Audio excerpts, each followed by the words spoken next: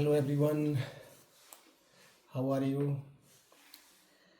आज हम बात करेंगे कैपेसिटेंस की और गॉस थ्योरम की। कैपेसिटेंस की हम बात कर रहे थे और कैपेसिटेंस में हमने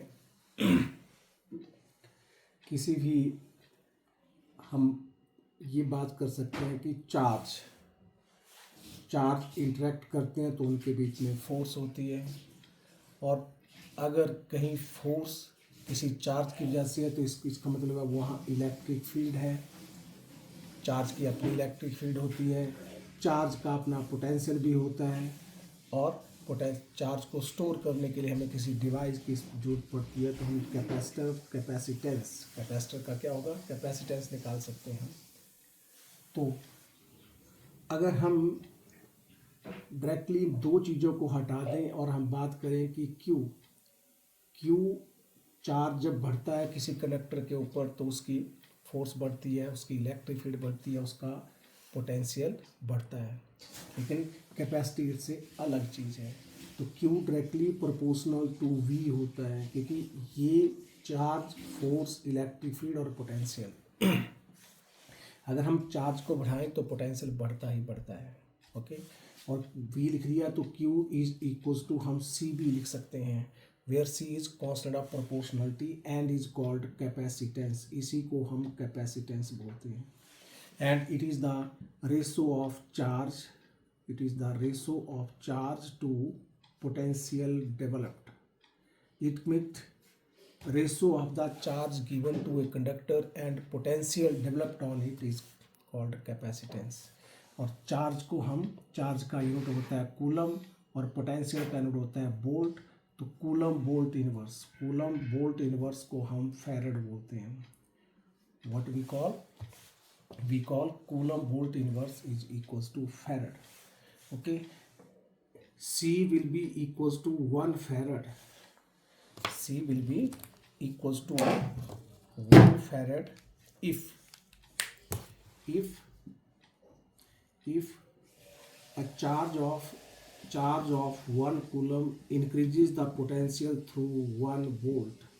अगर 1 कूलम का चार्ज 1 वोल्ट से पोटेंशियल को डेवलप करता हो तो कैपेसिटेंस 1 फैरड का माना जाएगा। This is the 1 farad definitely. लेकिन but farad is a very big unit of capacitance. ये बहुत बड़ा यूनिट होता है और हम फैरड का जनरली यूज नहीं करते। इसके लिए हम वाई, अब ये कहें कि why farad is very big unit of capacitance. Inconvenient, impractical, उसके लिए हम बात करेंगे कि एक स्फेरिकल कंडक्टर मैंने ले लिया ऑफ रेडियस r ले लेते हैं, इसको कोई चार्ज दिया, मैंने चार्ज दे दिया इसको q, any charge q is given to it, q charge इसको दे दिया। तो वी नो पोटेंशियल जो होता है that is equals to q divide by 4 pi epsilon naught r। Because जब इसको चार्ज दिया, सारा चार्ज कहाँ लाई कर रहा है, इसके आउटर सरफेस के ऊपर। बिकॉज एक कंडक्टर है, कंडक्टर के अंदर चार्ज जीरो होता है, इलेक्ट्रिक फील्ड जीरो होती है और पोटेंशियल जो होता है वो कांस्टेंट होता है। Because conductor surface behave like an equipotential surface की तरह बिहेव करता है, और 2 पॉइंट के बीच में पोटेंशियल डिफरेंस जो dV होता है वो जीरो होता है। That's why conductor is a equipotential surface की तरह बिहेव करता है ये। और आपने C is equals to Q by V होता है, तो हम लिख सकते हैं C क्यू, V कितना है, Q divide by 4 pi epsilon naught R। Q से Q कट गया, that is equals to 4 pi epsilon naught R। Okay, तो क्या बन गया, C इज इक्वल्स टू, क्या बना जी, C is equals to 4 pi epsilon naught R बन गया। And C is directly proportional to R. Larger is the radius, greater is the capacitance. Smaller is the radius because 4 pi epsilon naught is equals to constant होता है। Now question comes कि why farad is a very big unit of capacitance और impractical और inconvenient unit of capacitance. तो उसके लिए हम बोल सकते हैं because of we know C is equals to 4 pi epsilon naught R. If C is equals to 1 farad, if C is equal to 1 farad, then ये इक्वेशन क्या बन सकती है, R डिवाइड बाई 9 इंटू 10⁻⁹। क्यों बन गई ऐसे? बिकॉज 4 पाई एप्सिलॉन नॉट की वैल्यू हमने पहले आपको बताई थी, that is equals to P 9 into 10⁻⁹। Because 1/4 pi epsilon naught की वैल्यू 9 इंटू 10⁻⁹ होती थी कूलम्स लॉ में। अब 4 पाई नॉट की रिवर्स हो जाएगी इससे। देन आपके पास R की राइट हैंड साइड में यहाँ 1 कब आएगा? If then R is equals to 9 into 10⁻⁹ metre होना जरूरी है। Where R is the radius? If we talk about a spherical conductor of radius R, whose capacity is 1 farad, for that the radius of that conductor should be 9 into 10⁻⁹. If we make the comparison of this radius with that of radius of Earth, which is equals to 6400 kilometers, then or in meters, that is 10⁻⁶ meter, 6.4 into 10⁻⁶ meter. This is much greater than the radius of Earth. ऐसी capacity के conductor, एक farad की capacity के conductor का radius इतना होना जरूरी है, तो उसको रखेंगे कहाँ? अर्थ पे भी नहीं आएगा, घर में और पॉकेट में तो रखने की बात ही छोड़ दो। इसका मतलब can be construct capacitor of capacity 1 farad? No, not at all. Why is it so? Because we need for a conductor to have a capacity of 1 farad, its radius should be equal to, अगर हम spherical की बात करते हैं, तो this is the reason it's not possible to construct a capacitor of capacity 1 farad, and that's why practically it's not feasible. That's why हम क्या use करते हैं कैपेसिटी के लिए? हम किस चीज़ का यूज़ करते हैं फिर? Then we make the use of microfarad, millifarad, nanofarad, picofarad. मिली का माइक्रो का मतलब 10⁻⁻6 फैरड, मिली का मतलब 10⁻⁻3 फैरड, नैनो का मतलब 10⁻⁹ फैरड, एंड पीको का मतलब 10⁻⁻। And for power supply we make the use of the capacitors of that is of capacity that is in pico farad, उनको हम पावर सप्लाई में यूज़ करते हैं। तो आपके पास हम instead of farad what we use micro, milli, nano, pico farad like that use करते हैं उसके लिए। अगर हम बात करें, एक क्वेश्चन और बन सकता है कि what is earth is also considered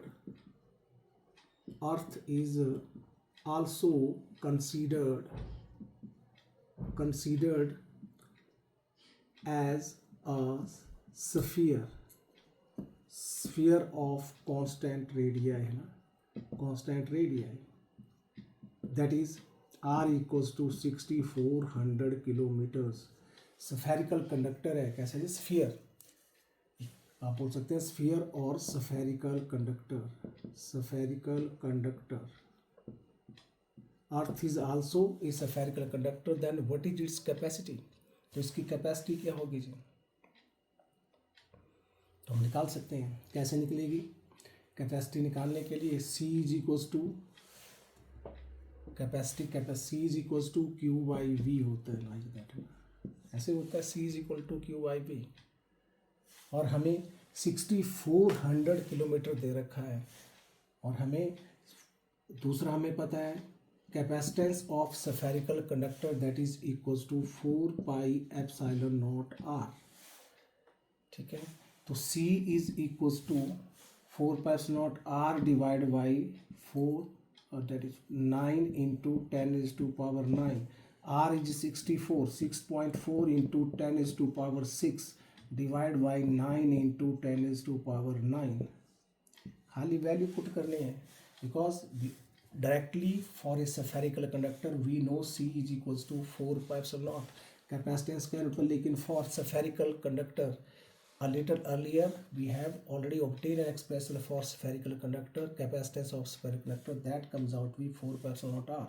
Now इसको solve किया जाए तो C will be equals to 6.4 into 10 raised to power it is equals to कितना हो गया, ऊपर चलेंगे 6 minus 9 divide by 9 and that is equals to 64 divide by 90 into 10 raised to power minus 3.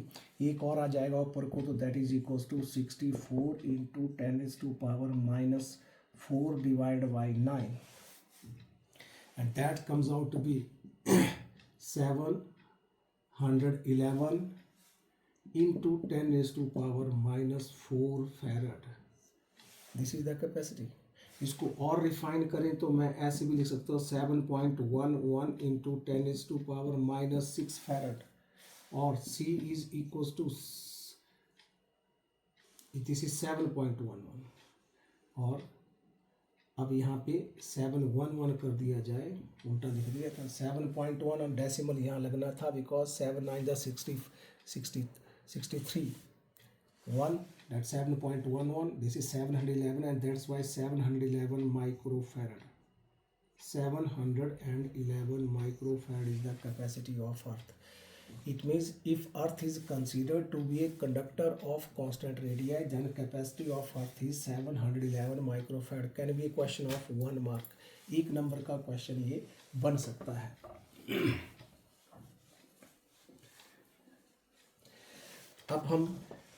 अब कैपेसिटर कई तरह के होते हैं आपके पास. कीपिंग इन व्यू इस शेप के देखें तो ये पैरेलल प्लेट कैपेसिटर होता है, पैरेलल प्लेट कैपेसिटर. आपके सिलेबस में पहले सिलेबस में अब नहीं है, पहले सिलेबस में आपके पास स्फेरिकल कैपेसिटर भी होते थे शेप के हिसाब से, स्फेरिकल सिलिंड्रिकल भी होते थे सिलिंड्रिकल, लेकिन अब ये सिलेबस आपके पास केवल पैरेलल प्लेट कैपेसिटर है. अगर हम मटेरियल की बात करें तो माइका कैपेसिटर भी होते हैं, माइका के बनते हैं.